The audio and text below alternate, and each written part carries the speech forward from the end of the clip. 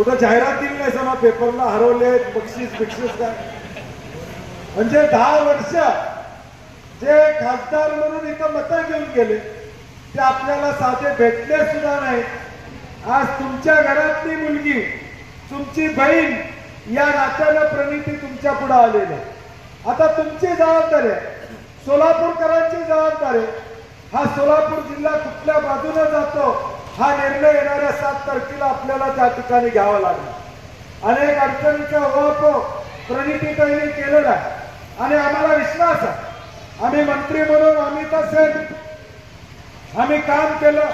नेहमी प्रणितीताईंनी आपल्या मतदारसंघाच्या विकासाची कामं घेऊन येण्याची भूमिका आमदार म्हणून सातत्याने त्या ठिकाणी स्वीकारली आणि म्हणून एक शिकलेल्या बोलणाऱ्या अनुभव असणारा खासदार आज आपल्याला मिळणार आहे।